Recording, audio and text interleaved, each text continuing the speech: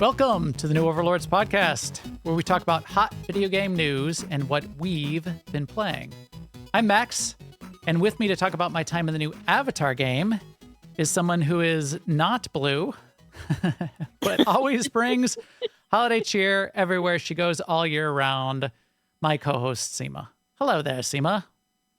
Hot news and cold pizza. That's our thing tonight. Yes, it is. Yes, it is. And yes, I am not blue because my heat is working. So I'm warm, toasty, and happy. As opposed to me, whose heat today, ironically, even though we are doing a show because my electricity is working, my heat is not working. So that's fun times for me. Well, no, the worst is when your heat doesn't work and your light doesn't work. Well, the worst is when your internet doesn't work, which is what you had last week, which was terrible. That's the end of the world. It was impossible because then you're just sitting in the dark going, okay, what do I do now? Like you can't do... I mean, some people can knit in the dark. That's not me. No. And even if I could, I'm not sure that would be a good pastime. Like get a candle and try to read words on paper with your eyeballs? What? I don't have First of all, I don't have a candle. Yeah, right. I don't think I have any actual wax, like burning. I have like battery candles. Yeah. I mean, I had flashlights and I knew where they were. Weirdly, I did know where they were. And I have the flashlight on my phone, of course, which is the best flashlight. But yeah. Yes. So what we're talking about is I had a power outage last week that went on for 3 days. Right. That's why we didn't have a podcast last week because... It would have been Max without me, and we can't do that. No, I am actually just a responsive AI. So Sema is actually driving the show by prompting me throughout the... I learned a lot about myself, though, which is I totally would have died on the Oregon Trail. I don't know. You know where your flashlights are. That right there, I was like, she's a prepper.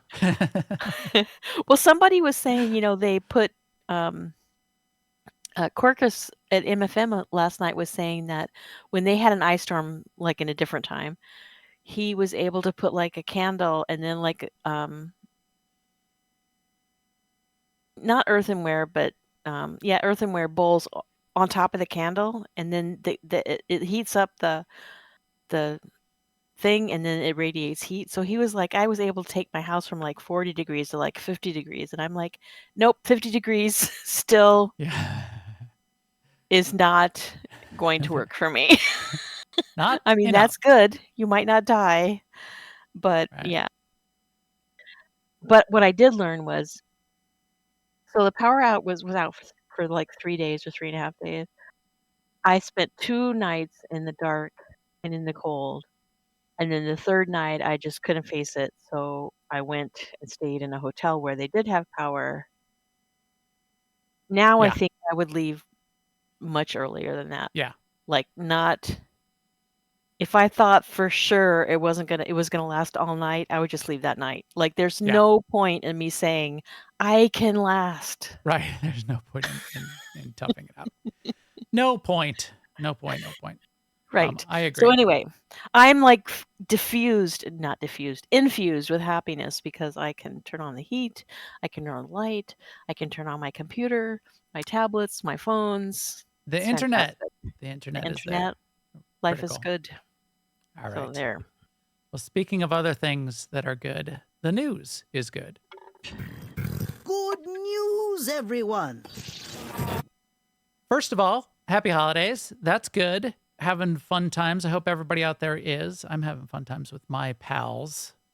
My 3 kids are in town and hanging out. My son didn't get in until Christmas Eve because he was out with his significant others, his girlfriend's family on the East Coast. So it's fun having all of them, and now we're doing a bunch of crazy stuff. We also got good news and holiday wishes from our pal. And if you haven't seen the interview, go check it out from a couple weeks back from Keith Koenig and Ashley and Caitlin. But Keith, as we mentioned in that interview, was going to do a producer letter, and he did the producer letter. It's more of an end-of-year wrap-up producer letter than it is. It's not, it's definitely not a roadmap. It wasn't intended to be anything. Not a roadmap. Right. It's not a roadmap. But yes, he did hint very minor hints at a couple things to come. He did confirm that 7.5.1 would be coming early in the year, pretty quick, to start Galactic Season 6, as well as wrap up a couple other things like I think Galactic Season 6 is the main thing that it's going to be focused on. And they said they're going to try to put a twist into Galactic Season 6, so we'll see how that goes. And then he confirmed 7.5 is coming not long after that. And I know he wanted to tease a lot of stuff, and they probably held themselves back from teasing much, because the only thing he teased was the finale of the Lane Vizsla quest line around the Basilisk War Droid prototype. So he teased that. I know there was more stuff. He was chomping at the bit to tease more. He obviously wasn't able to put it in this, and it's probably better. In this day and age of gamers who hate games, you cannot overpromise. You will be thrown under every bus in sight if you do that. So, anything else that you saw out of that, Sema? Is that pretty much? I think that's a good summary of what he put in there. Yes, I have lots of thoughts about droids, but we can touch on that later. Yeah, Sema thinks that his parentheses or a new beginning question mark parentheses. Sema's brain, no expectations, but Sema thinks is like baby droids, the whole galaxy's droids. Everybody turns into droids. Droids are going to take over. Star Wars is going to be droids only. Droids forever. Droids 2024. I think it's just going to be that you finally get it as a companion and you can take it out whenever you want. Probably. So we shall see where that goes. But yeah, 12 years. That's their 12th anniversary. And if you're a player of Star Wars: The Old Republic, there is still going on right now the unlock sale. Yes. When does that end? I don't know, but I just noticed today that it was still going on. Until January 9th. Okay, so it's still ticking along for a while, another and double 2 XP weeks. right now, too. Double XP, double Valor. Go take advantage of that. There's various sales going on. In fact, I think right now, I don't know how long it lasts, but I think all the dies, the new dies, the 4 new dies are on sale. Right. Right Yeah. at the time of this recording. Actually, I don't know how long that's going to last. I'm going to look right now because as well. I might buy some. I did buy one of the red and black ones that I definitely wanted. It looks awesome, the red and black ones. Right, and that's sort of the color scheme of my mercenary. So that'll fit, and it looks really, really, really good. And I'm waiting for more, and that they're going to have more. So I'm waiting for other color schemes and get some other ones in there. And for people that don't remember us talking about this is where they added gave themselves the ability to add reflectivity and specular depth and metallic and pearlescent textures to die packs. So when you dye your gear, it's not just changing the color of the gear, but it can change the surface reflectivity and make it look like metal or make it look pearlescent, and it looks really, really good, especially for as old as the engine has been. They're getting so much out of it, and that's kind of a more modern take on being able to do textures. And which also that they're going to bring it to other places. To just clarify, they're not like on sale, like less. They're just for sale. Oh, each of the 4 are for sale. Yeah. Which they will. I'm looking at them right now. Yeah. Okay. $17.50 each. Okay, so they're not discounted, but they are available to be purchased, which they will not be soon, and instead will be random rewards that people can get out of cartel packs and then be able to resell on the GTN. And you might be able to start buying them for credits, which I know you already can in some places. And they aren't that expensive on the GTN right now for some reason. They aren't billions of credits. They're like, okay. They're like $1 billion, but Black Die is $1 billion. So it's surprising how affordable they are. Big number. I can't pay $1 billion for anything, even though I have like 14, 15 right. billion. I have at least 10 billion, and I wouldn't pay $1 billion for anything either, because that's money, then you just keep that forever. Right. Because I whoever mean, dies with the most has wins. yeah, I have 17 billion. I guess I should spend some of that. 17 billion. Jeez. Wow. So that's And Star that's Wars: just The Old for Republic. playing. Really. Right. We will likely be doing some time, probably next week, where we talk about what we're looking for in 2024. We can circle back on this and then maybe mention what else we expect or hope for from Star Wars: The Old Republic in 2024, along with just the rest of the games industry. So that will probably be coming next week. Next news item, I did want to bring up this, which was a follow-on to our discussion 2 weeks ago, or the last time we did the podcast, which was we were talking about the Game Awards. That's what we talked about more than anything else. Everyone's got their own take on their recommendations, their awards of the year, their best of lists. I found a couple good ones, and it's fun to see other people just bring up those lists. It's fine. We haven't done ours. I don't think we even need to. I don't think it's all necessarily that useful because it's very subjective. Right. Anyway, Engadget had a pretty good write-up because it was relatively complete. It said just games of the year, and they listed a bunch. And then they talk a little bit about, which I think is important when you're giving out a game award, and again, something that the Game Awards didn't really do.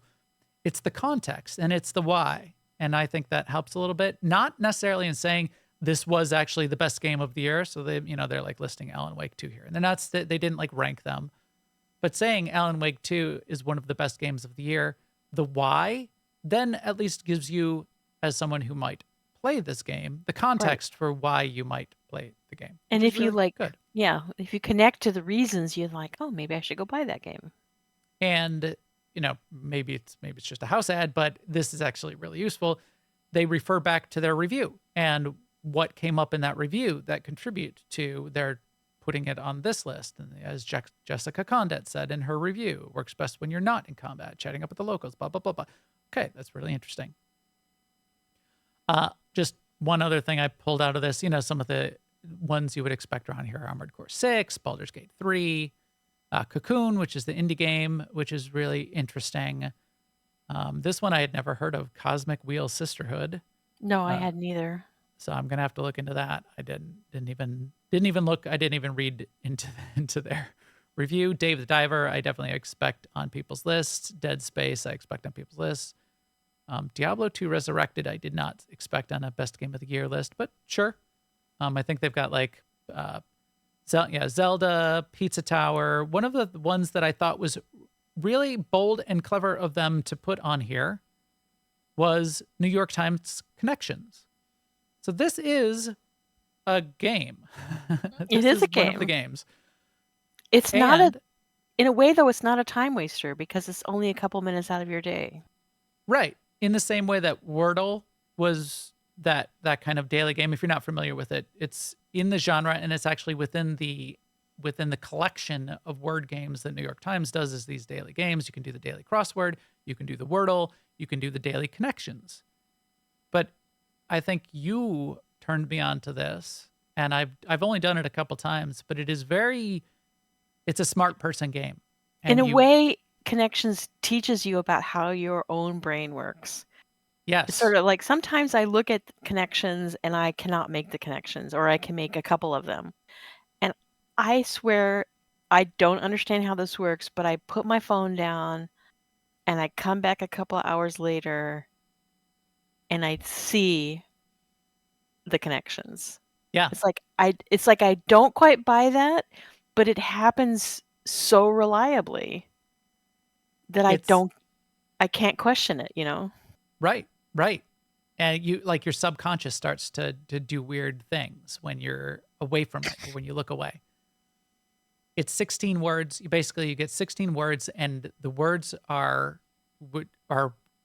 randomly listed, and it's 4 groups of words. So 4 connections. And so it might be, the name of 4 birds, but they all are actually NFL teams. So it's not that they're birds, because then there might be like 5 birds listed. Right. 4 of that, and that's how they get you. There's 5 birds listed, so you can't just say, "Oh, they're all birds," but then there's 5, and it's only got to be 4 in a set. And like one of them is like an NBA team name or something, and it turns out one of the connections is for or WNBA Or for maybe it's WNBA teams names or something. Gifts on the days of Christmas, which are all birds. Remember? Yes, they are all birds. They are all birds. But yeah, so I thought that was great of them to list that on there, and recognition of those kinds of games, I think, is warranted and something that more of that should be going on. And we know that mobile games and casual games are probably being played much more. I bet double the people at least are playing Connections than are playing Baldur's Gate 3, as an example. So it's interesting. So good on them. The other game awards that I thought were interesting, that it was fun to see, was Massively Overpowered, very focused on MMOs. They had a few different sort of game awards that they gave out, which I thought were, again, a nice spin. It's very MMO specific, and it's not just the number one MMO of the year is World of Warcraft or whatever the case may be. They did best expansions. They did best MMO housing. So I don't even know if these were all their categories. This is all the ones that I found in their big banners at the top of their page right now. Best MMO housing turned me on to, I knew that they had been added, but in Lord of the Rings Online, they added Hobbit housing. You could always get a kinship house that was a Hobbit house, but they added new Hobbit houses that are supposedly really, really good. So that was fun to see. And then they mentioned a couple old games that have done interesting things, like old indie games, indie MMOs that have been around for a while that have done new things with housing. And they mentioned like the housing in New World. And the way Massively Overpowered did their articles, which I thought was a good way to do it as well, is they took each of their writers, and each of their writers wrote a paragraph, basically with a little blurb or a nomination or with some context on why they called out a couple games. So, here, Brianna said, here are the 3 that I would list: is Villagers and Heroes, Palia, and Lotro. But then with each of them giving that out, and then they like pick one overall. It seems like basically, the consensus was most people were calling out Villagers and Heroes for whatever reason. We're going to give it to Villagers and Heroes. So the overall winner is less interesting than, hey, here's a bunch of people giving their own opinion with context, people who know what's going on across the genre and describing what's interesting about it. So that's great. All of these I was pretty familiar, like Warframe. That was a good one. Warframe basically has a guild housing, and I even showed it a little bit when we talked about Warframe. That's interesting. This Villages and Heroes, I was not familiar with that. It's like a small indie MMO that's been around for a while. They revamped their housing. It's one of those more indie MMOs where the graphics, you got to get over the graphics, because it's not about the graphics. And it's not hard to do that with MMOs, with any game. It's not hard to get over the graphics. Right. It might feel like a barrier to you bothering to get into it and play it. But it's not hard to get over it if the gameplay is there, if the fun is there, which it can be. So it definitely falls into that category. Look past the graphic fidelity and the complexity of the models and that kind of thing. New World looks really, really good. And I think their housing is pretty cool, just because it also looks really good. And it does a couple interesting things, not as much as I want housing to do. Like, it doesn't have gardens that grow things for you. I kind of like that thing. I like to be able to farm. I like to be able to have livestock and that kind of stuff. So I thought that was a good twist. What was the other one? Oh, I wanted to mention Massively also talked about, and this might be something we'll look into and talk about separately, but they talked about indie MMOs of the year, indie MMO projects. So there's a game called Project Gorgon. And Project Gorgon is interesting because for a couple of reasons. It's just very interesting backstory from the developers themselves, one of which has a very serious case of cancer. I think it's the wife of a husband and wife team who are sort of leading this with just a couple of the developers behind them.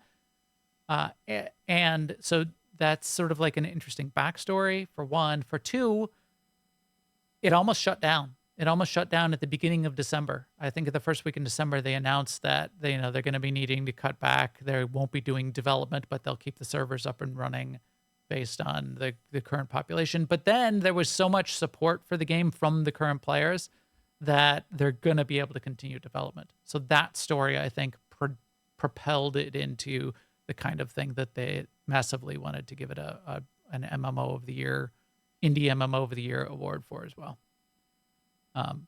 It's another one. Project Gorgon is another one where you got to get over the visual aspect of it, but the depth of the kind of things you can do in there is pretty extensive, and I think that makes it interesting. I see Palia's listed in here. Justin mentioned Palia. Big debate. Is Palia an MMO or is it not? Right. I have that question too. Right. I consider it an MMO, but the M in that one is for moderately instead of massively multiplayer. It's a moderately multiplayer game. So yeah, check those out. And I think that kind of discussion, if you want to be talking about games of the year, this is a great way to go about it. So good job. Good job. Jeff Keighley, take a page out of this page on the web.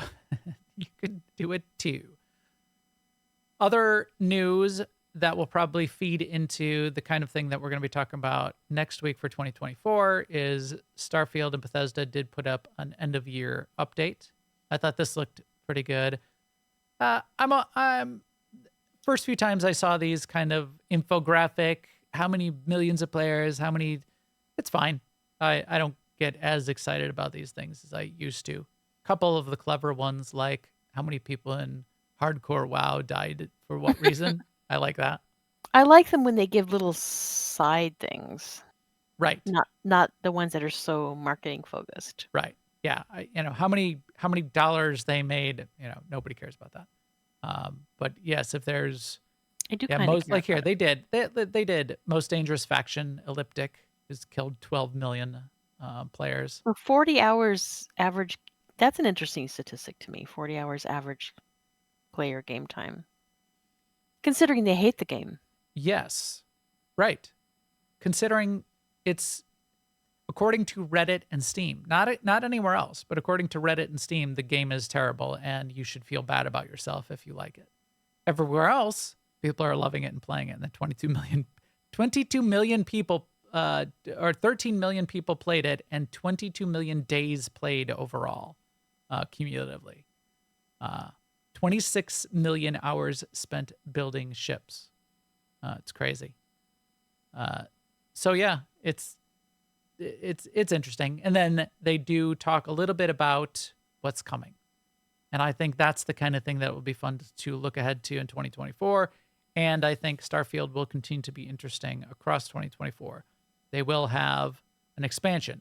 They will have the content creation kit, which will be opening it up to the modders to do really interesting things in an official way. They will have more stuff coming, and I'm excited about that. So, but again, that's just me, and I do feel bad about myself for liking Starfield so much. No, I don't. The internet wins. Yes, the internet is wrong, as we know. That is something that is very common. Baldur's Gate has been putting out a couple shorts. One of the shorts that they put out, which are fine. They're clever. They get all the voice actors to do the voices on these animated shorts. I think they're brilliant. It's like, this is the kind of ad that a game should have. Right.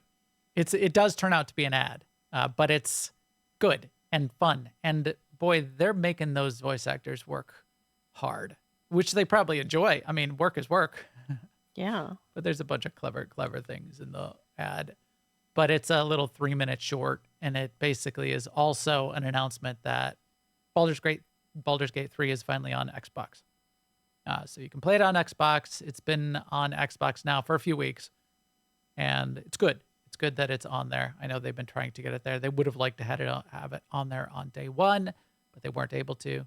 So now it is available to you if you would like to play it on your Xbox. Speaking of Xbox and Microsoft and their new acquisition, ABK, Sema, guess whose last day is Friday? Yes, Bobby Look at that Kotick. picture. Yeah. Look at that. Look at that picture. Bobby Kotick. Friday's his last day. End of an era. He did work there for about 30 years. So it is a crazy amount of time. And, I know everybody hates Bobby, and much of it is probably justified, but 30 years leading a company and doing the interesting things that the company has done throughout that time, you can't say that only the bad things were Bobby and nothing good happened from Activision Blizzard King throughout all of that time. That's not true. And you can't say that none of the good things were, or all of the good things were only in spite of Bobby. So I don't know. I don't ever like to speak ill of anyone because I don't know behind the scenes. But everyone else is, so we don't have to. I mean, I feel like this is probably the best thing ever for him, right? I mean, he's a multi-millionaire, and now he's all his time is his won. own. Yes. Yeah, he won. He made the company for better for worse from like business perspective. He grew ABK into the juggernaut that it is, and eventually got acquired by one of the biggest companies in the gaming industry, Microsoft, which is, I would argue, one of the best homes. If ABK was going to get acquired, as one of the best homes for ABK to end up under, and him stepping away now and letting it become what it's going to become in the future. Maybe that wasn't his idea, and maybe he is getting pushed out, and maybe he is getting fired. But still, it's not bad for him.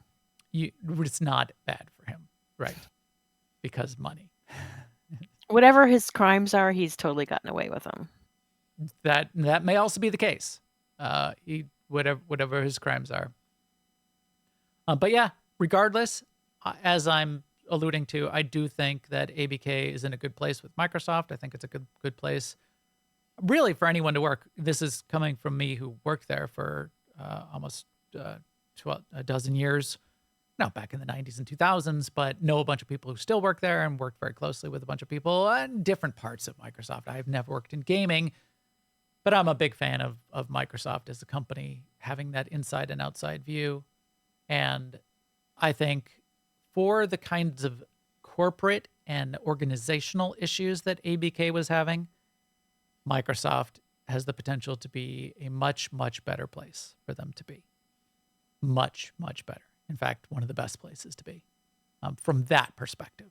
Now, it's going to stifle other kind of gaming innovation, or is it going to, fix their microtransaction, money grabbing behavior?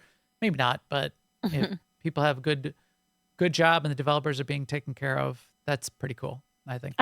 We don't know what Blizzard would have done or not done if they hadn't gotten acquired by Bobby. Right. We don't.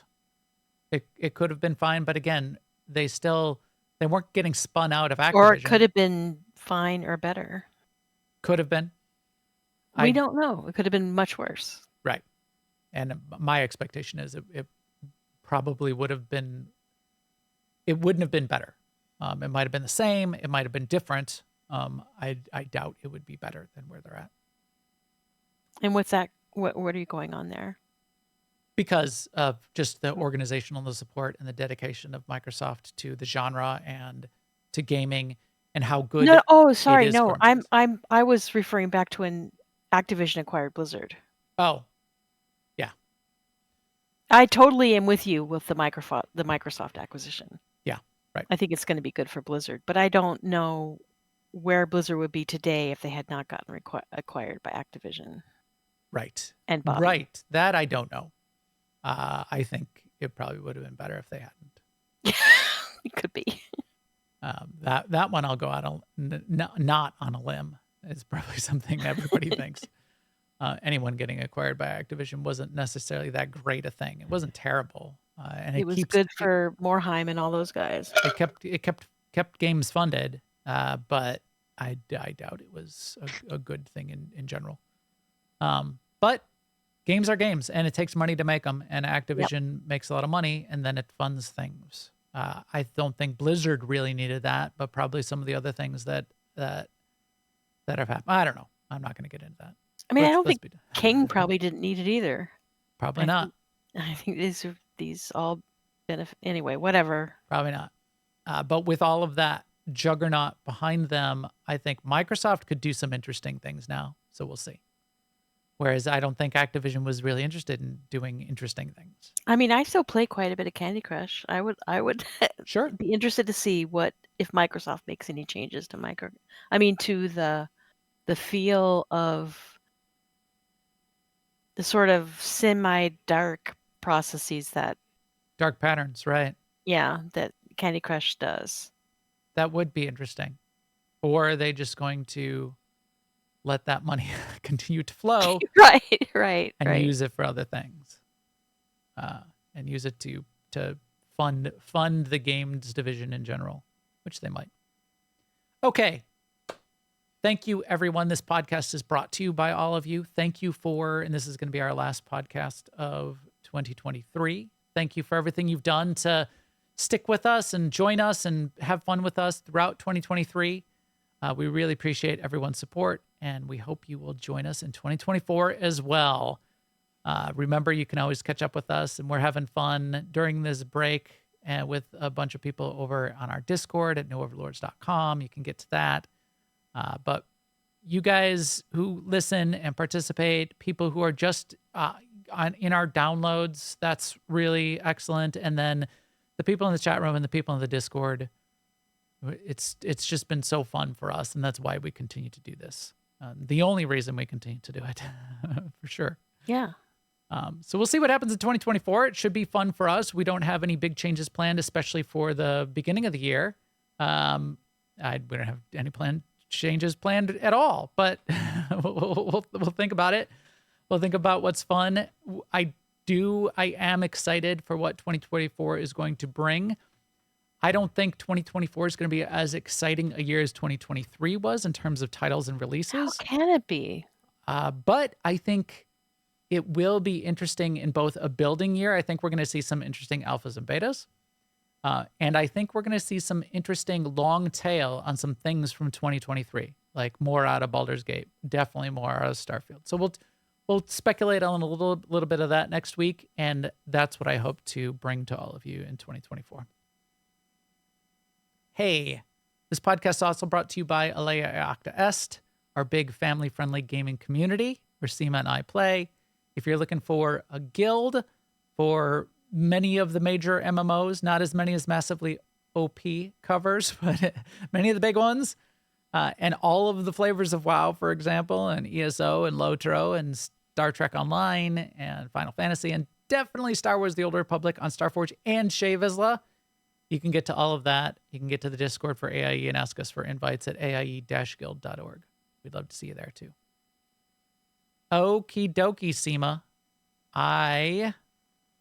What do I got here for this?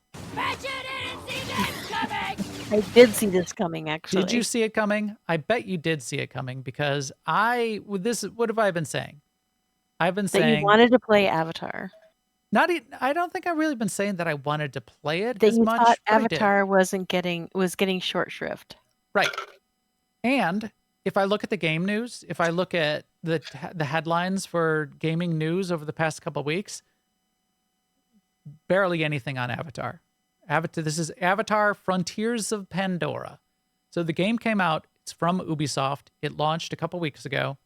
Nobody's talking about it because everybody hates AAA game studios. And unless it's terrible and they have something bad to say, they're not going to bother to write articles about it. I put my money where my mouth was, and I've played it. I have played a good amount. I think in terms of getting through the game, I'm probably only a third of the way through, but definitely enough to feel out and exercise all of the feature sets, see where everything is at, get a feel for the story, which is a big part of this. So I'm going to break it down. Break it down, Sema. I'm going to break it on down and talk a little bit about what I think about it. And you can challenge me. You can tell me I'm crazy. So it's one of the major criticisms, which I think is a ridiculous criticism, and is not a criticism, is it's just another Far Cry. And my assessment of that is kind of yes. It's in the formula of a Ubisoft Far Cry game, but it tells the story. It tells an Avatar story, and all of like the theme and the world that you're in is definitely an Avatar game. And that's good.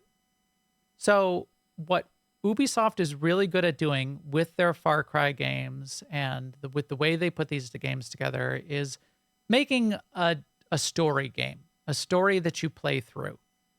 There is some RPG aspects to it. You do get to do a little bit of customization, but it's still, you're playing through almost playing through a movie.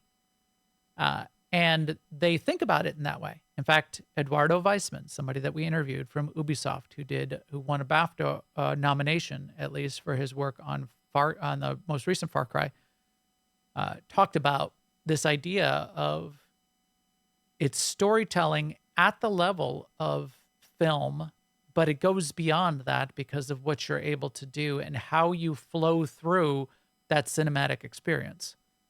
And they do a good job. They do a good job with it.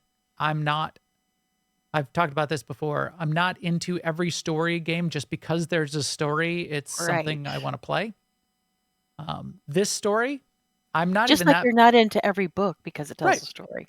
Right. And not that it's bad or, like the Baldur's Gate story. I'm actually started so on that. I mean, I get, and the various subplots and stuff didn't really hook me. It's fine.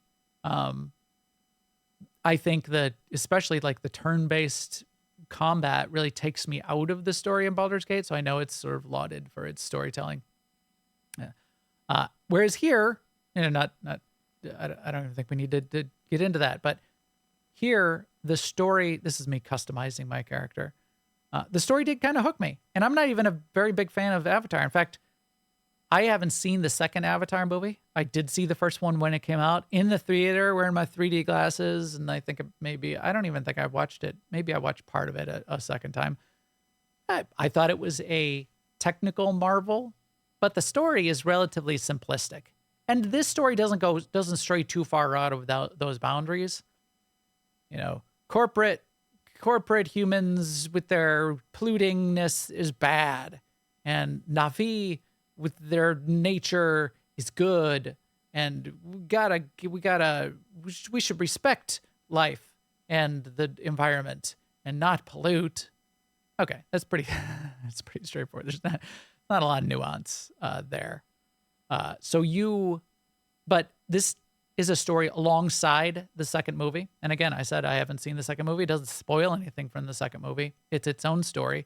And instead of being told from the perspective of like Jake Sully and somebody who's rebelling, although from within the Na'vi society to some degree, you start the game. It gets launched as you are basically a kidnapped child, kidnapped or rescued, and that's sort of a fuzzy distinction. Mm-hmm. And it turns out you were probably kidnapped and not necessarily rescued. But the RDA, the evil corporate guys, they rescued you, and they're giving you a better life, and they're raising you. So you get raised, and there's a couple of cutscenes which show you as young, and then like it sets up the bad corporate guy being mean to you, but you are learning to basically be an RDA member. You're learning how humanity works, how extraction works, all the things that they're doing, all the corporate life.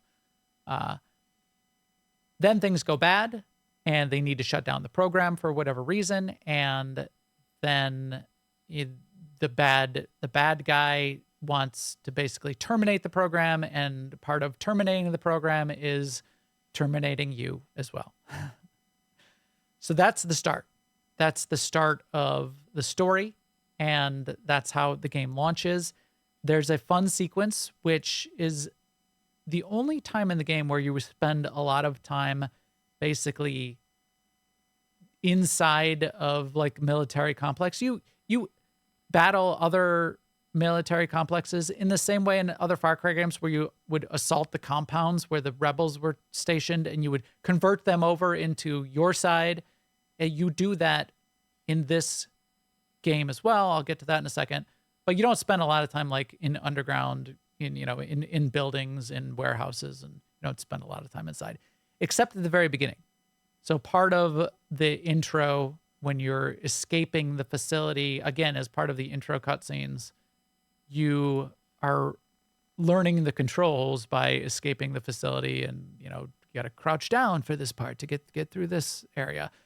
And then at the very end of that, and the only reason I'm getting deeper into this, at the very end of it, it starts to transition, and you realize you're getting out to the edge of this facility, and part of the it's like open to the outside, and part of the nature has started to infiltrate and inside of the facility, so you can see the plants. And this is sort of what I'm showing here right now. You can see like some of the plants inside, and it just visually and narratively, it's this transition from the inside to the outside, and then the sterile corporate environment into the external environment. That happens, I think, visually in a really interesting way. Like right here, this is the end of your escape, and there's that light at the end of the tunnel, and as you exit out into the world, then it opens up into Pandora, into the outside environment. And this is where the game is. And this graphically is what sets this game apart from a lot of other games. And they've obviously done an amazing job with the graphics of the game. It's really, really beautiful, natural, lush environments. All of the kinds of plants that look really good in the daytime, but also do that cool Avatar thing with bioluminescence at night are just amazing to look at and amazing to experience close up from far away. It's really, really good. So you will definitely have a good graphical experience. This is very modern. This is very Unreal 5-ish. It's not Unreal 5. It's the Snowdrop engine, which is Ubisoft's engine. But it's really, really good from that perspective. It is open world, although the narrative is still relatively linear. You have to do the sort of the things they want you to do. But if you just wanted to like wander around for a while and like clear out, RDA little outposts and do that, you could basically do that indefinitely if you really wanted to. If you want to just explore on your own, you can do that. But that's not the game doesn't take you. The game doesn't progress by you doing sort of like the open world stuff only. You do have to do the story elements and the story quests in order to progress. A lot of side quests too. So those can come up and you can ignore them or you can do them. But a bunch of them. So you can sort of flavor quests. There are good art, like good humans that are on your side, and there's a base camp with them, and they give you little side quests, and you learn their stories. There's the RDA people you can fight against, and then there's a lot of Na'vi, and there's the Na'vi tribes, and you're like a lost Na'vi tribe, and them experiencing you and like you earning their trust is a whole subpart of the game as well.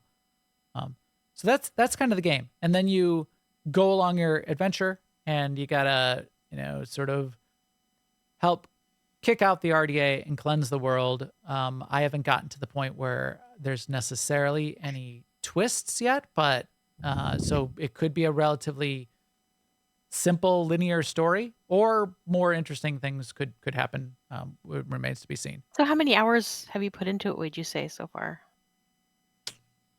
20? Maybe 20. 20 in yours, yeah. Interesting. And I'm not doing like a bunch of the side quest stuff. I'm not doing hardly any of it. I wanted to get further. Like So this you've seen in the trailers. You have the ability to get an Ikran, which is the flying, the flying creatures that the Na'vi fly around on. You get one. And there's this really cool sequence where you sort of like gotta climb through the rookery and earn its trust and blah, blah, blah. And then you get your Ikran and you can customize it a little bit and then you can fly it around. So I wanted it, it probably took me 10 hours of gameplay, 15 hours of gameplay to get to the point where I even got an Ikran. So I wanted to, get that far, experience that. It's pretty good. I've cleared out a bunch of the bases. I'm progressing the story. I'm healing the land. But if I look at the map, it's like only a third of the map is uncovered. So there's definitely more to do and more going on, and definitely going to figure out how to continue to, what the ultimate conclusion is going to be. I don't know, because it probably can't conflict with what goes on in the movies. So as I said, I haven't seen The Way of Water. We'll see. We'll see how far it goes and how it contributes or intertwines with that movie narrative. The Ikran is really cool. So you get to fly around in the Ikran and you get to fight from the back of the Ikran. I think I have a sequence here where I fight some of what they call the scorpions, which are the helicopter, those hover helicopters that they have in the movies. You get different kinds of weapons as well. So this gets to sort of like the combat and the fighting. Because you were raised by the RDA and trained a little bit as RDA, you know how to use guns. And you can use guns and rocket launchers. You can find that stuff in the game. But because you're now rediscovering your Na'vi heritage, you can also use the Na'vi weapons. And the balance between Na'vi weapons and rocket launchers and machine guns is pretty balanced. You might be surprised that a bow and arrow is just as powerful as a fully automatic. That thing.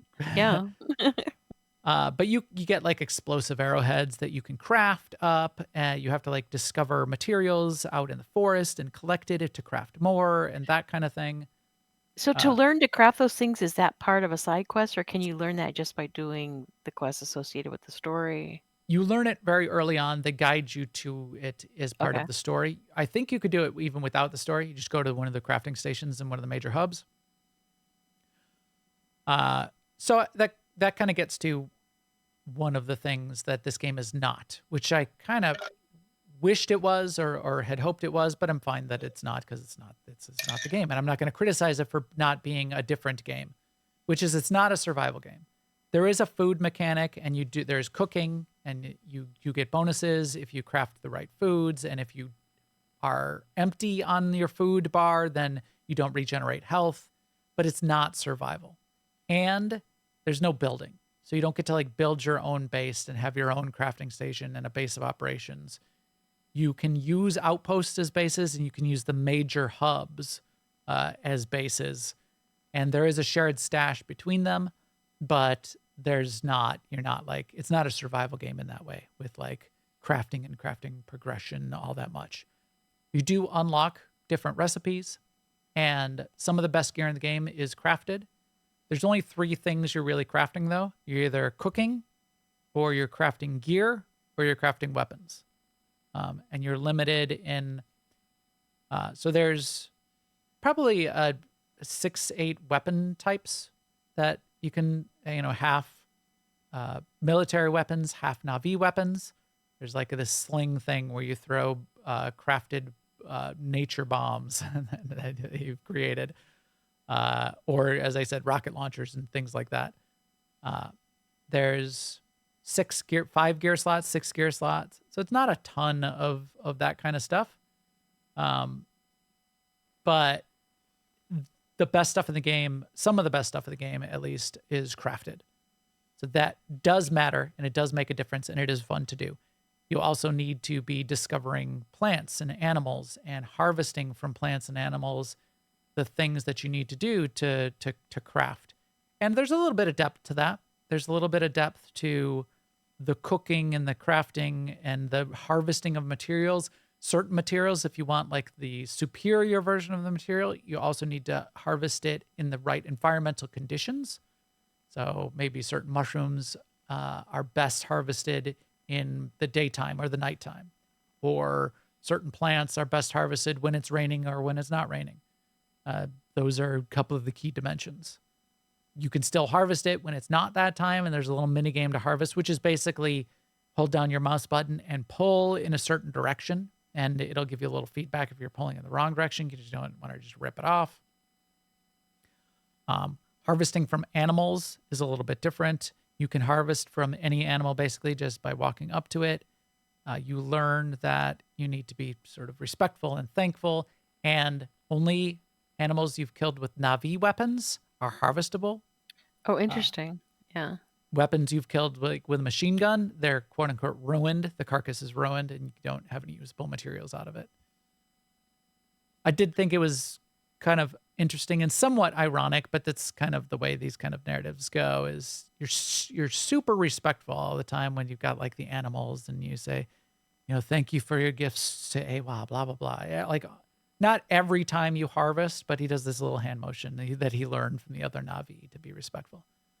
But RDA military people, you just murder them constantly and leave their corpses to rot and like pick up extra ammo off of the mech suits that you just murder people. You can like, Yeah. I learned the move.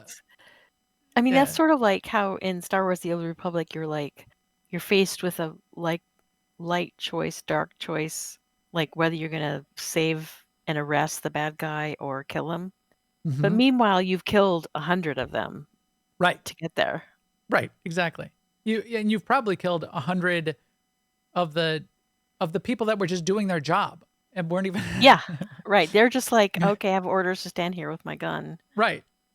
So yeah, you murder, at least when you're like walking up to you're sneaking around the camp, and there's a whole stealth aspect to this too. When you're sneaking around the camp and you overhear them talking, they all sound pretty bad. They all say things like, "Oh, we're gonna hunt more of those blue guys. They stink." Whatever they're saying. I love killing wildlife. That's my favorite thing to do. It's not as trivial as that, but they're all pretty bad people. So maybe we killed them all, but they were bad. They were all bad. So there's that. There is a pretty big aspect of stealth, and there's the RP. There's the progression of your build. You're only one character, and you have one story. So again, you don't have a lot of choices. You're still just this one Na'vi, and you can pick your gender and customize your character a little bit, and then you can customize your build. But your story, there's not a lot of choice in the story. It's not like Baldur's Gate where you can go dark side or you can go light side. It's not a lot of that, or Star Wars. However, you do get a little bit of a build in the style of play that you'd like. Would you like to specialize in the military weapons? Would you like to specialize in the regular weapons? Would you like to specialize in stealth or survival or crafting? And you put points basically as you collect points throughout the world by walking up to this various plants. So exploration and completion of the story is how you're getting your points and you're progressing your build.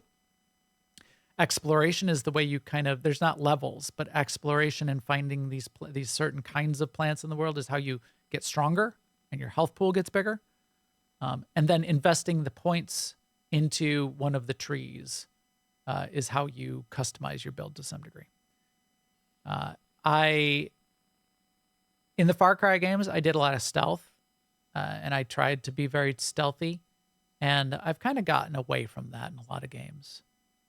Because, and I ran into it here, they reward you. You actually get extra rewards if you clear one of so there's a drilling operation, and there's 3 things you got to hack, and you get this little hacking device, and there's a little hacking mini game, and you got to pull some switches, and you got to hack a couple towers, and if you hack the 3 or 4 or 5 things stealthy enough that they don't raise the alarm and call in reinforcements, then when you clear out the base and it transitions into, nature takes over, because screen fades to black, and then nature, it actually transforms the land in a really interesting way. You get to a room where you get the rewards. There's extra chests, supply crates. they reward you if you do it all stealth by giving you extra rewards and bonuses. However, as I said, some of the best stuff that you're going to get anyway is the stuff you're crafting. So it's not really all that useful.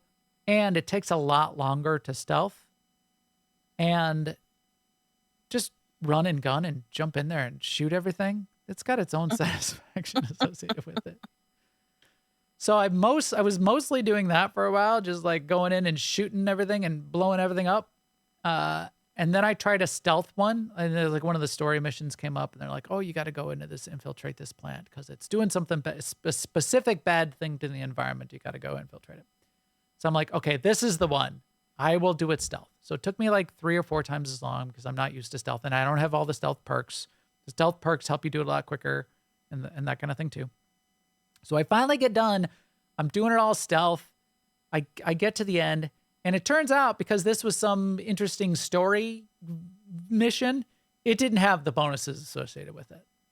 I'm like, what? I finally do this thing to get the stealth bonuses, and I don't even get stealth. That's it. I'm just gonna blow everything up from now on. I'm not stealthing any of this stuff anymore. I mean, I find too when you're playing a new game or even playing an old game. Like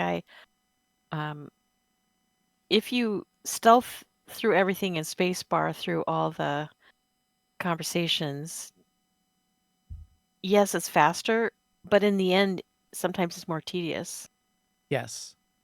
It's definitely tedious here because you can't let them see you, and there's patrols. So you got to like stand around while you're figuring, sit there for 5 minutes while you watch how the patrol goes.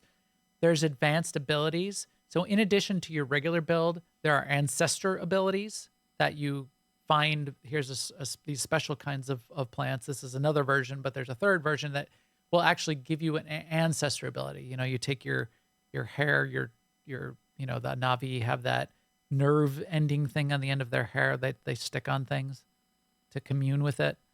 You commune with these ancestor things and you get these ancestor abilities. And there's one of them that will like highlight the paths of where each of the bad guys are. It like highlights them in the so it makes the stealth missions a lot easier once you progress through a bunch of that stuff.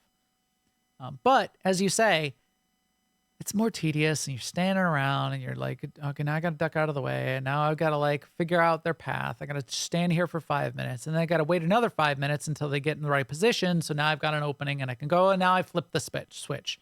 And this is one of the 5 switches that I need to flip. So yeah, as opposed to just run in there and like blow things up and use your mines and your sling and that in some ways that's both quicker, more dynamic, and more interesting and more satisfying. So I might do a couple more stealth just because it's something different too. But blowing stuff up is satisfying in its own way too. And they're all bad, so it's okay. A lot of I hear you see me like going through the jungle and finding these different plants.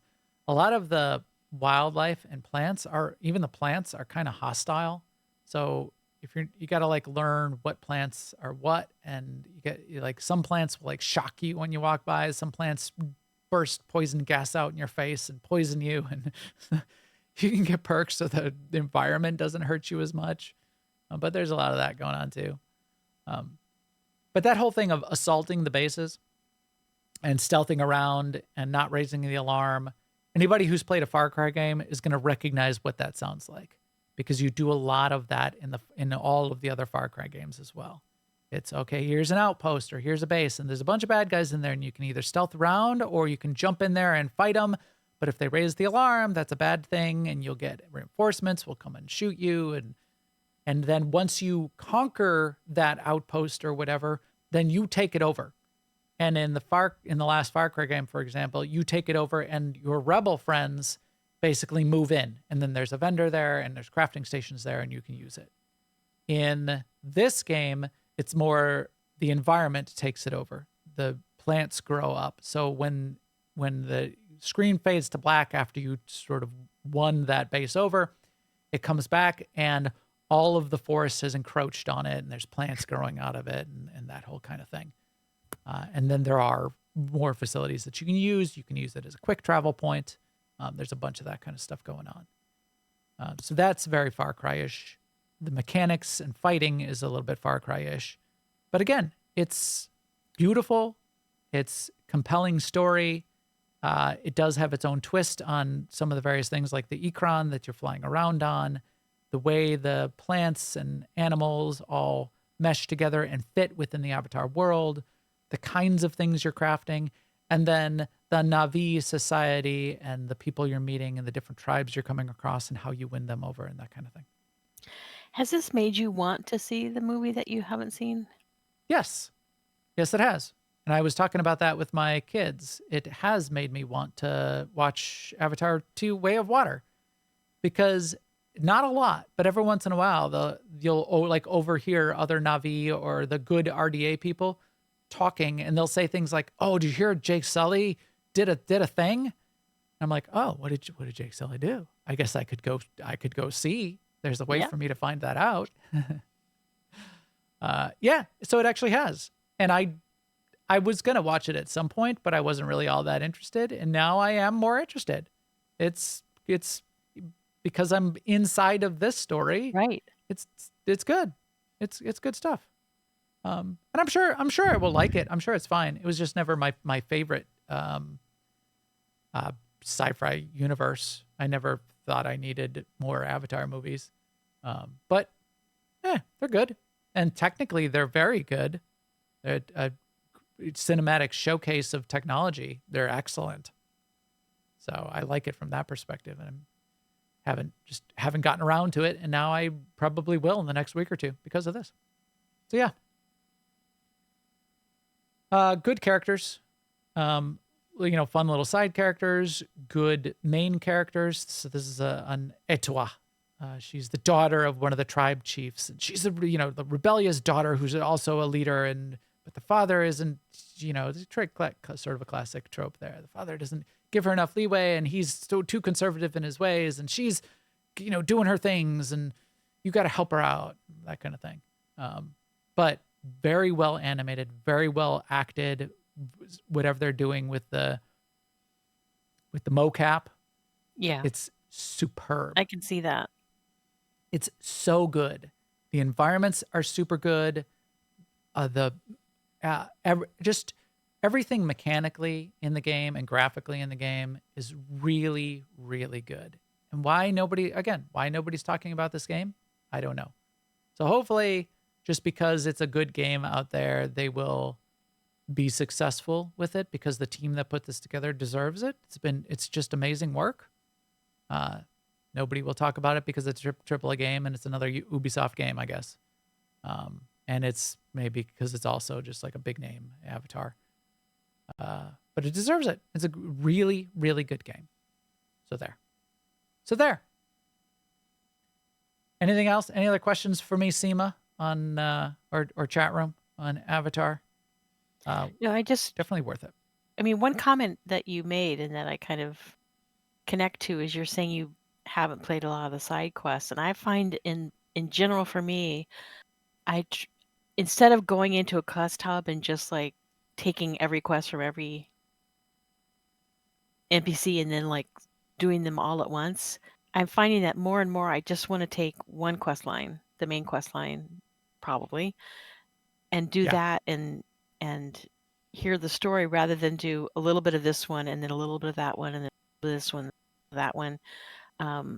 Even though it's more travel back and forth, I feel like it's more fun. Especially if it's a story game, if it's a narrative game, doing too many of the side quests, I'm not playing this, 24 hours a day, 7 days a week until I'm done. If I'm doing like the side quests and then I like forget what I was doing on the main quest, it breaks that narrative. Right. So yeah, I'm having more fun. Like I know it's there and I can come back and do some of those fun side things, but I'm having more fun, as you say, sticking with the main storyline, continuing down that main story path so I can experience that story. Like I know you can get more XP faster if you just sort of blow through the zone, getting all the quest objectives and then coming and turning them all in at once. But I don't find it as yeah, like I said, I don't find it as fun. Now, as I said, I've only about a third of the way through, but everything I feel like right now is I don't feel like I feel like I could just stay where I'm at progression wise and get through the rest of the game. And maybe that's Mhm. not true. I will have to have better weapons and better materials, but whatever kind of like scaling or whatever's going on, like at this part of the game, this is one of my first base assaults, and all I had was just the light bow and arrow.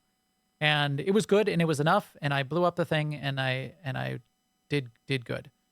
I have more weapons now later in the game, but I don't know if it's scaling to what you have and what you've unlocked, but there is no like XP and there's no level. Right. So unlocking more abilities and higher tier weapons might still be important, but it doesn't feel critical at this point. So I don't feel like I'm missing anything by not doing the side quests besides just not doing the side quest, not experiencing the side quest, which I like, because then when I am ready to experience the side quest, I'll experience the side quest. Right. And I don't have to Right. feel like And you I'm may or may like, not. yeah. And I don't have to feel like I'm behind because I didn't do something the most efficient way possible. Or if I don't do these 50 million things, then I'm not going to be able to finish the game. I mean, especially in a single player game, the pressure isn't there Right. That too. in the same way. Yeah. I used to not like single player games, and there's still a bit that's missing in any single player game for me, which is the community aspect, which is playing with friends, which is Right. And showing having off someone your to stuff. show you your Yeah. progression. Yeah. But being able to just hit pause and go do other stuff, that's pretty compelling in its own way. It's pretty useful. I'm still playing a bunch of Ark, which we'll talk about here in a second about what else we've been I mean, playing. I find, there's no but I pause cannot- in MMOs, but there's corners. There is corners. There's very few corners in Ark, though, because every corner's got a That's true. dinosaur in it that wants to eat your face. Yeah. Yeah. So, oh, I am out of arrows. You have to craft arrows sometimes on the fly, while you're combating here. But I see again, your super inventory powerful. is full. Even in That's RPGs, that happens. Inventory management all over the place. And this one too, there's inventory that you got to worry about. Oh. See, and the combat's pretty forgiving. I'm on like the middle mode. I'm not like on the easy mode, but I'm not on the hard mode either. The aiming feels like you don't have to be perfect, and it feels pretty good. It feels like you aim at what you're hitting at, even if you're not exactly perfect on your aim, and so it's pretty satisfying that way. Okay, so mission accomplished. I said it would come out. I said not a lot of people would talk about it, but we would, and I played it, and I'll continue to play it. It's a good game, and it meets my expectations. It is not the game, it's not a survival game. And yes, I love survival games, and I would love if this was a survival game, but it's fine that it's not. It's not multiplayer. And yes, I would love it if it's multiplayer, but it's not. And I'm not going to like ding it for that because it's not what the game is. So it is a great game. I will give it a 8 out of 10, 9 out of 10, for what it is in my view, or a thumbs up, definitely a thumbs up, but Yeah. I thumbs up almost everything. So I know that's less useful. Well, you heard my whole breakdown, everybody. So that is what it is. And if it sounds like a game you might like to play, then it probably is. Because all of the things that you would expect it to do, it does well. And it's beautiful. It really is. The nighttime with everything glowing, the bioluminescence, they do an amazing job with it. Okay, let's move on and find out what else we've been playing. It looks like meat's back on our menu, boys. No way. God. Finally. I kind of like the mango bread. Every time. Gets Yep. us every time. I miss the baggedy bread. I kind of like the maggoty bread. What have you been playing, Sema? So I know this will be shocking, but I have been playing quite a bit of Star Wars: The Old Republic in the last Well, Mm-hmm. when I had power. Yes. Yeah. When. I'm still scarred by that experience. Um, so I've been playing a lot on the new server, which is Shavizla. I have basically 2 characters now starting today that have gotten through chapter 3, which means that now I have 2 Really? abilities in my heroic moment. Yes. 2 out of Which 8. yeah, 2 out of 8. 2 out of 8. I have 6 characters over there. The sixth one I made like last week or the week before because there was a Galactic Seasons um, objective to do 15 quests as a guardian or a Sith warrior, a Jedi Knight or a Sith warrior. So I made a Jedi Knight and I did, Oh, right. basically the starter zone, which got me enough quests. Right. To get the 15 done for Conquest, Yeah. which is a great way to do it, even on a server that you have 40 characters on. Right. Right. But the last few days I've been playing, I've been pretty dedicated to getting my trooper, who is a mercenary, is her combat playstyle is mercenary. Yep. But she's a trooper. Trooper mercenary, which is you can do these days, which is a fun thing in Star Wars. You Yeah. pick the story, and then you can pick the class. Tech stories need to pick tech classes, and Force stories need to pick Force classes. But you can switch. You can have a lightning wielding Jedi, not a Sith. That kind of thing. Yeah, so that's really cool. So I love Merc as a playstyle. So my me too. trooper is Merc as a secondary playstyle as well. And then even though the Trooper Commando is the same playstyle, I just prefer everything about the Merc playstyle, so I decided to do that.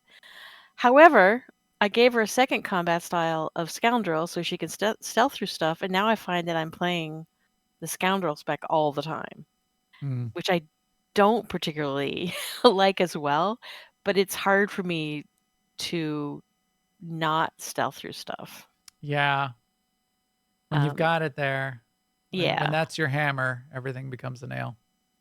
Right. I did on that character buy the ability to change specs in the field. Yes. So I can go back and forth very easily. So I've enjoyed doing that.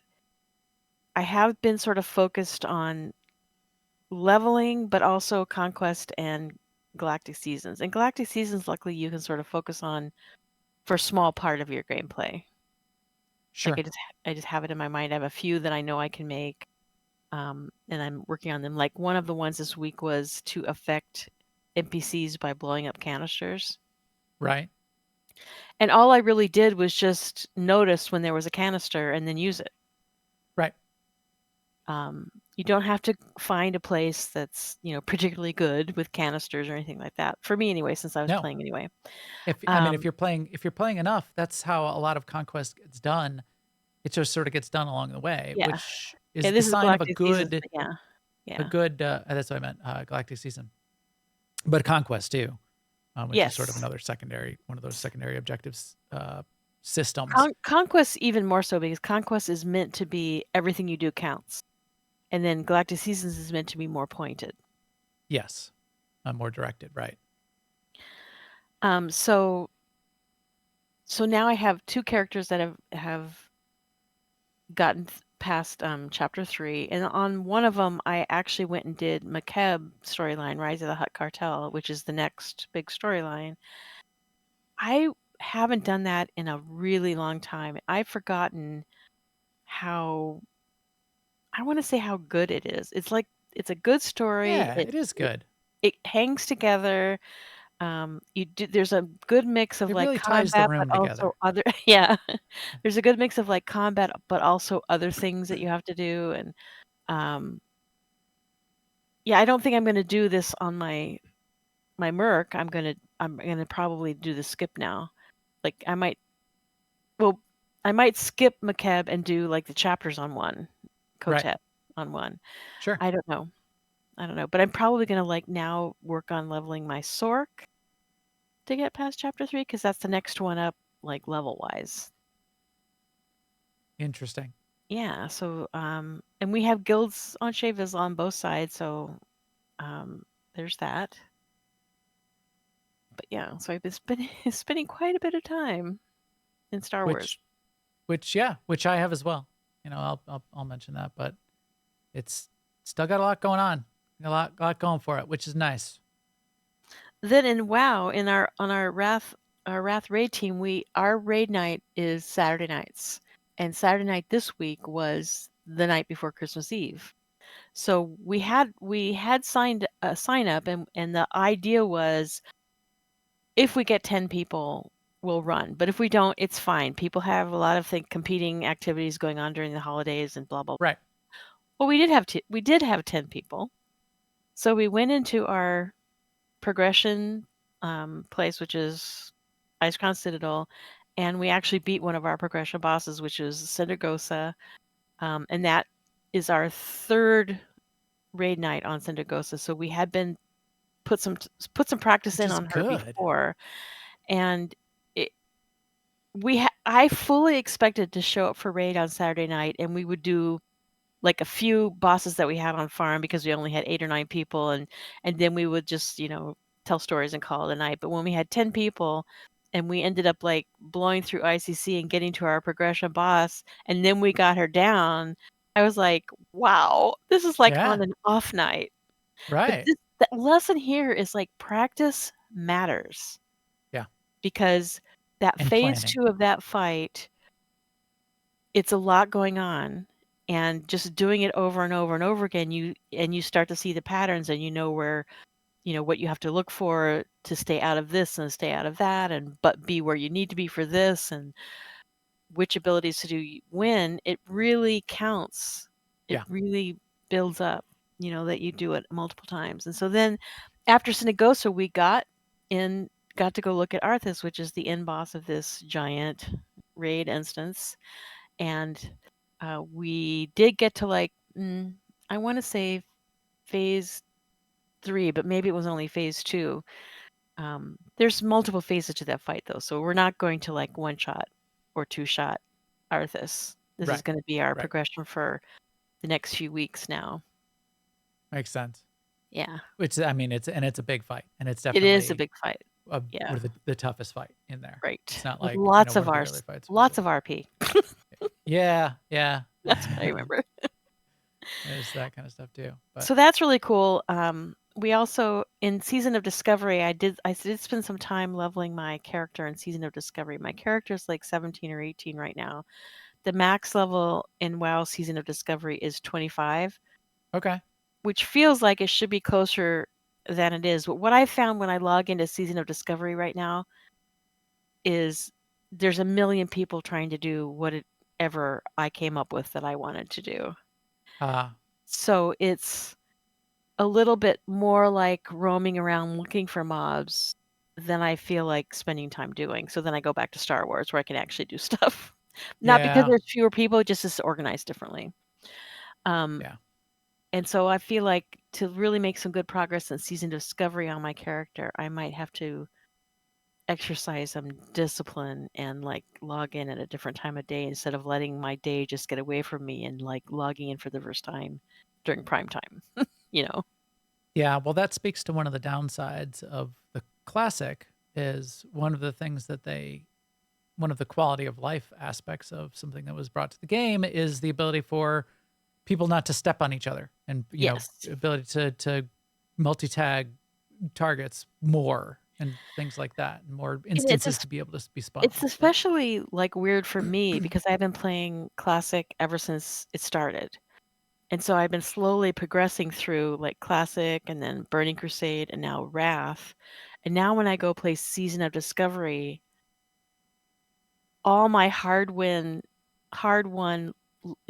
quality of life improvements that I made it to in Wrath are gone again. So I forget.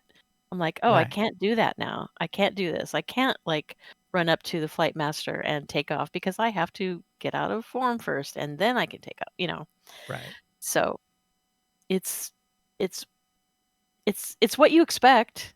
It's meant to be that way, but sometimes it gets me because I feel like I'm already in class, but I'm in Wrath Classic. Right. Yeah, like Lucy says in chat, oh my God, how did I survive this? Right.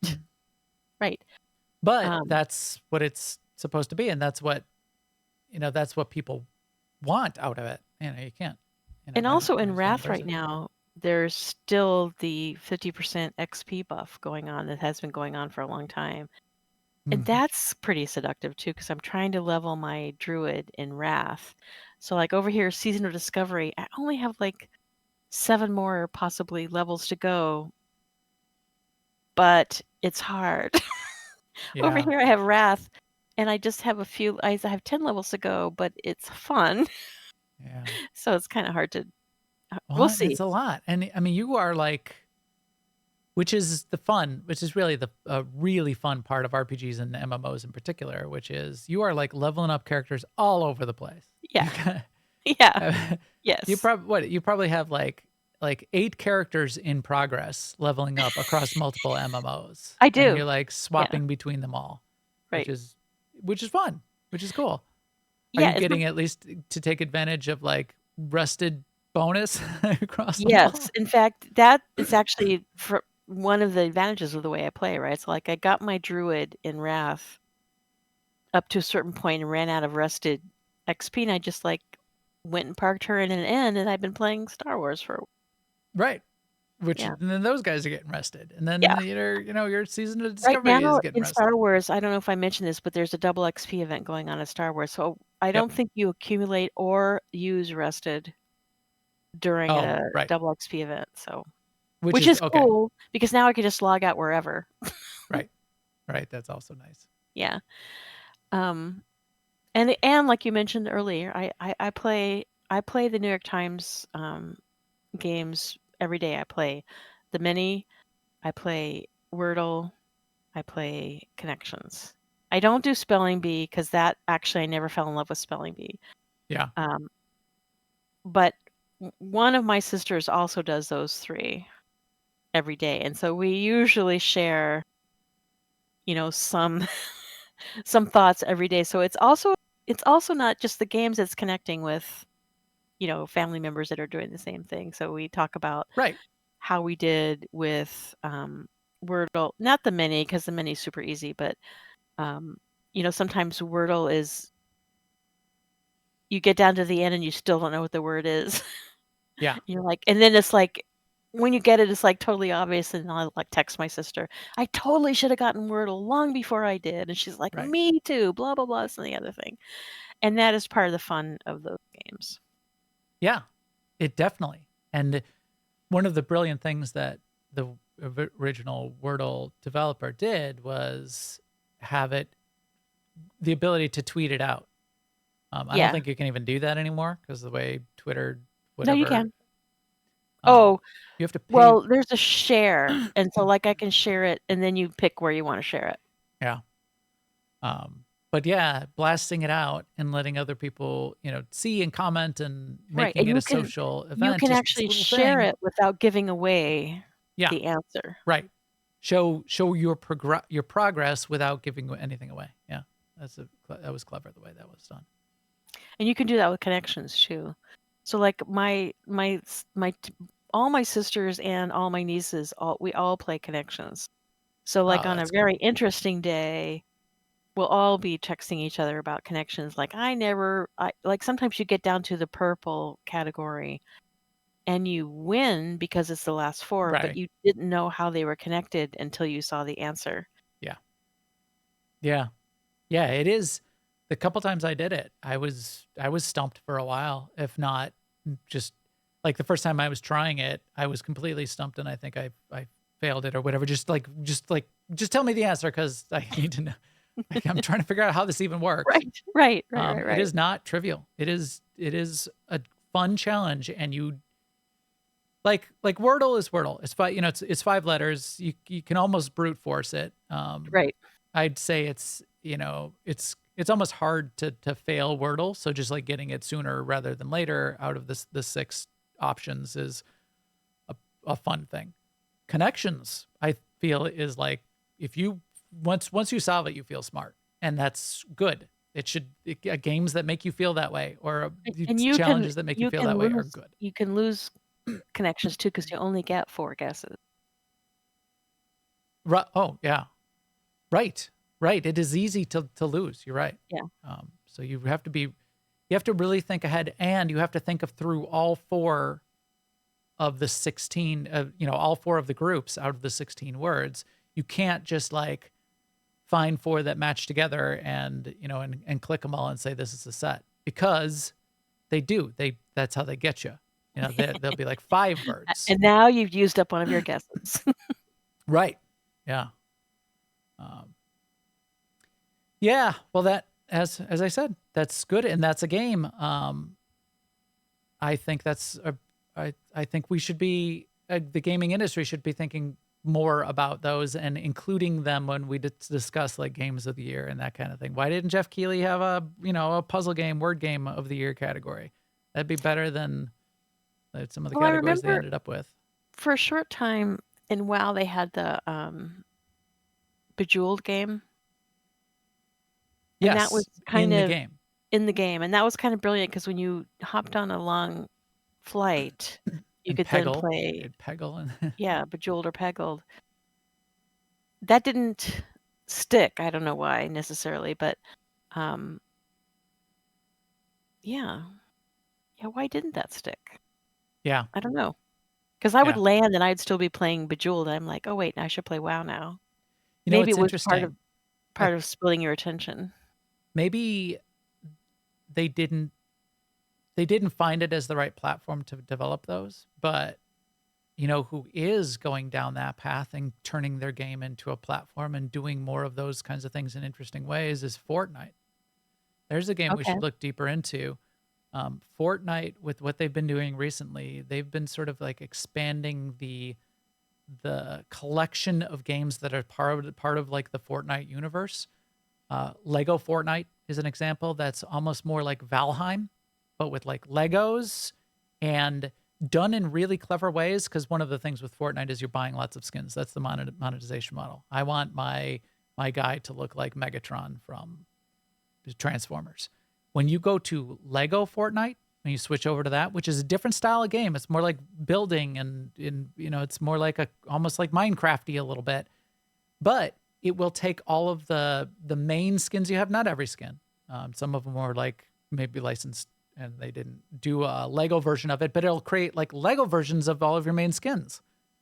So it's all very connected, and it's all part of just like if you get the battle pass, everything's all connected and you can progress your battle pass within any of these things. Turns out they just added on a rhythm game. And I saw a news headline that they are likely going to be coming out with. So I've got behind me here my Rock Band guitar. So they are likely going to be coming out with a physical controller, a Rock Band style guitar for Fortnite Rhythm, whatever that one thing is called. So they're developing these sub games within sort of like the Fortnite universe.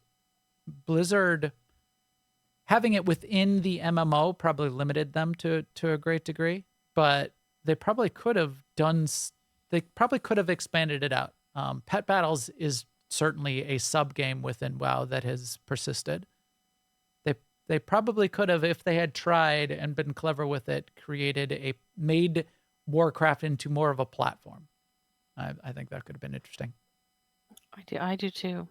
I feel like Pet Battles was, and we've talked about this before, but Pet Battles was a thing that they spent a lot of attention on, and they just let it languish over time. Yeah.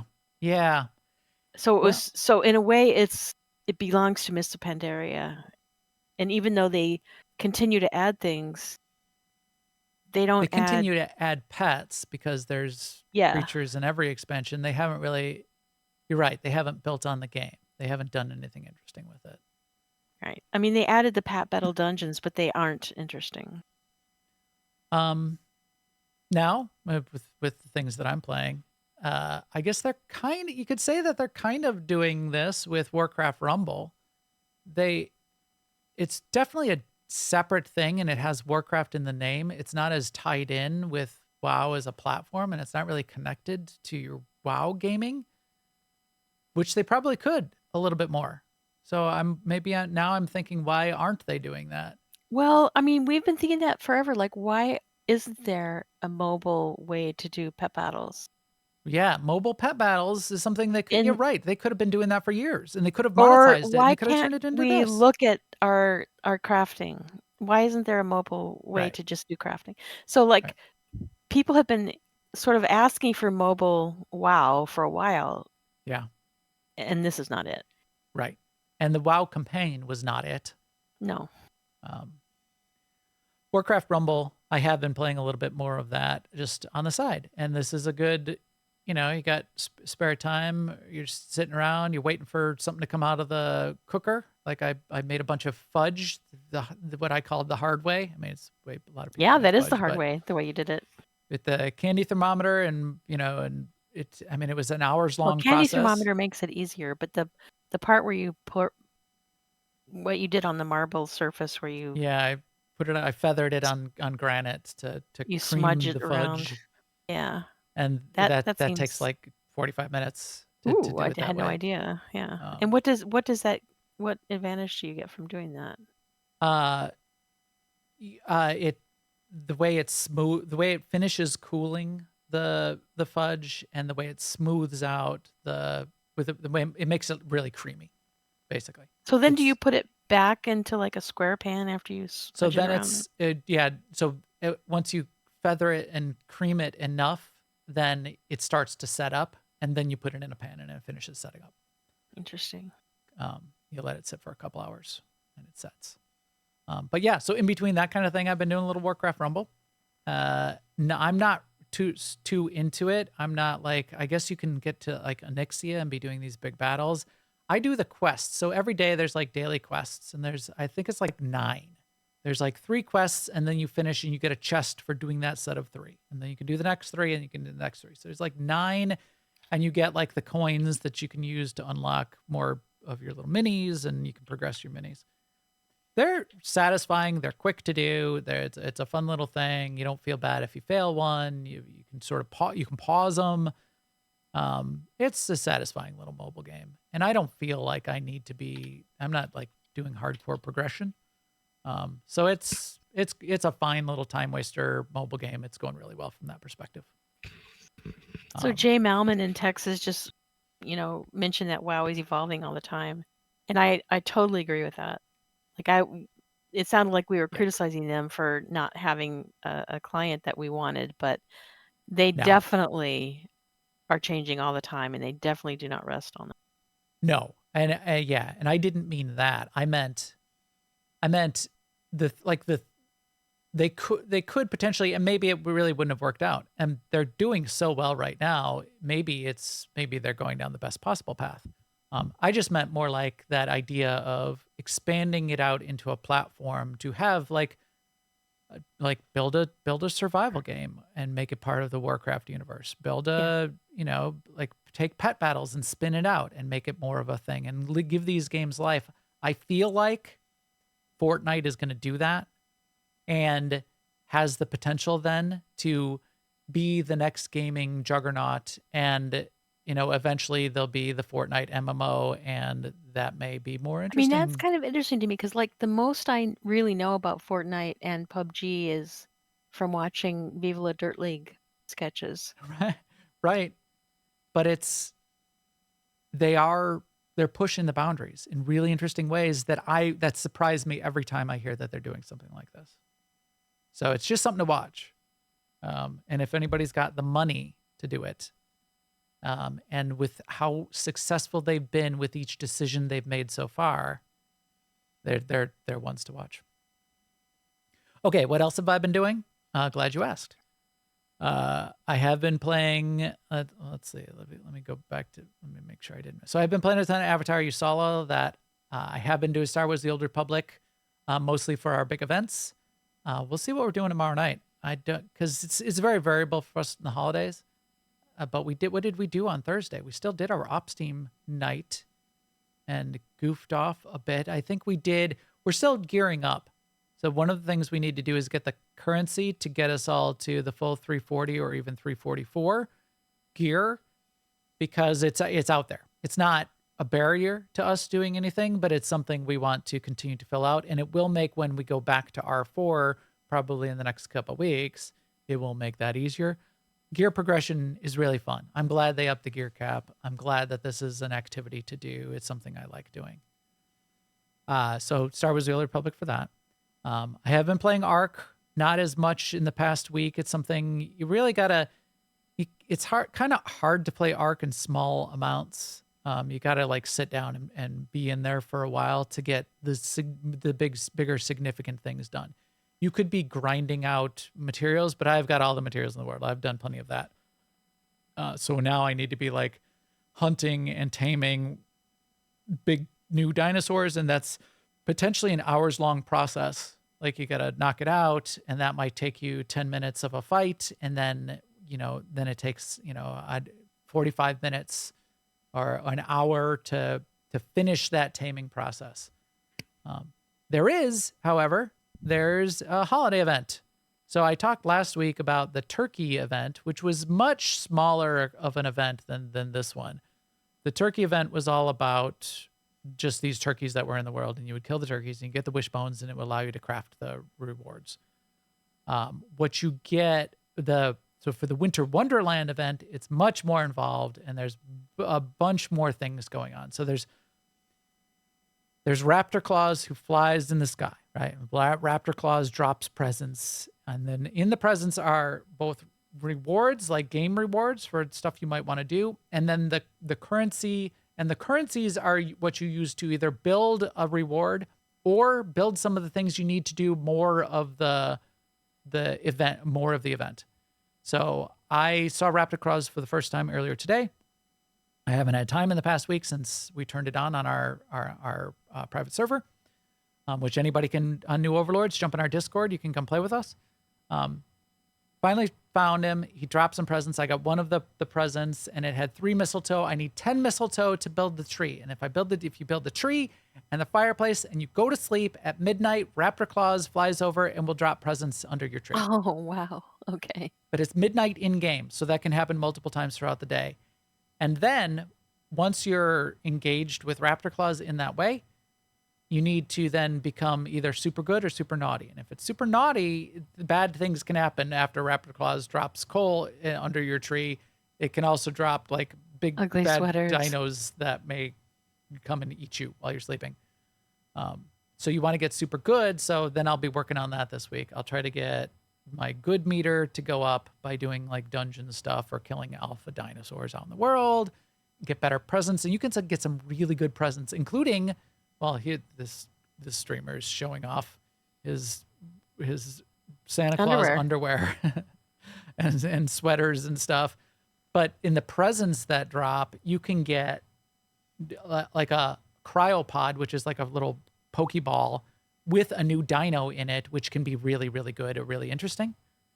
You can get high-end gear, high-end weapons, if you're super good, or if you find the right. This is like a Pega Matrix, Pego whatever. I hate these guys.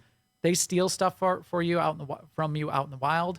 The way you get presents from the Pego is you craft presents and you put them in your bar, and he steals a present from you. And if he steals 5 presents from you, then he becomes super friendly and will drop a whole bunch of presents for you instead of stealing presents from you. That's creative.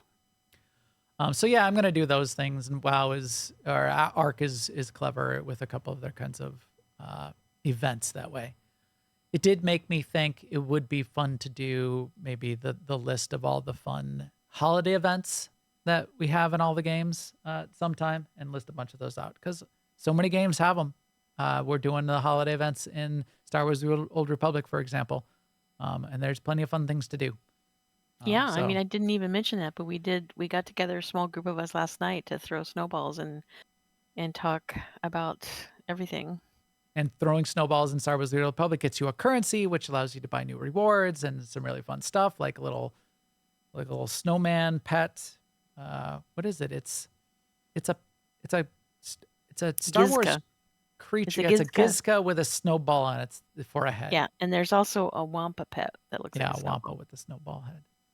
So yeah, so that's mostly what I've been doing: Avatar, Star Wars: The Old Republic, and Ark, and Warcraft Rumble. That's been most of my past week and a half, 2 weeks. So yeah, fun stuff. and plenty to do. I think, oh, you know what else I purchased because it's Steam Winter Sale? What? Star Wars Jedi Survivor, which I had not played yet, and it has been on my list, and it was on a good sale. I picked up Jedi Survivor, so I'm going to go through that too. Cool. In the next few weeks. Plenty to do, plenty to play, and I'm got to get back to Starfield as well. I want to finish my NG Plus up to 10. I think I need to go to 11 to get everything I need done. Mine go to 11, and have a bunch of fun with all of the things that have already come out, and get that start to sort of wallow in 2023's releases for a little while, because 2024 hopefully will be a little bit slower, but is going to have some things to do coming in the first half of the year. Well, we'll talk about that next week. What there's going to be. So yeah, anything else, Sema, before we wrap up and think about what's coming in 2024? No, I think actually what's coming in 2024 for me are things that came in 2023. Right. Exactly. And well, like expansions and, next phases, and we'll talk about those kinds of things too. So think about those. Yeah. If you out there have ideas on what's on the things that you're looking forward to in 2024, be it just playing the things that you haven't gotten to, or the expansions, or the next phase of WoW Discovery, or whatever it is, send those to us and we'll add those to our list to talk about in the next couple of weeks as well. All right. Again, thank you everyone for hanging out with us in 2023. It has been a blast. The transition that we had in 2023 to expanding out to the New Overlords podcast, continuing to do interviews, is super fun for us. We hope to do more of that in 2024, but just doing more of this, hanging out, having fun, talking about what we're playing, what game news is out there, and what's going on in the games that we play, specifically a little bit bigger segments here and there, is great. So looking forward to more with all of you in 2024. And with that, I think all our feed and subscribe links, as we always say, are on newoverlords.com. Jump in our Discord if you want to play any of the things that we're playing. Watch us on all the socials: Twitter, Mastodon, Blue Sky, Threads, Instagram, Facebook. You can find me there, Max the Gray, or the New Overlords feed. We'll keep you up to date. Maybe do a little bit more of those in 2024 as well on those feeds. And we'll talk to you soon. Later, everyone.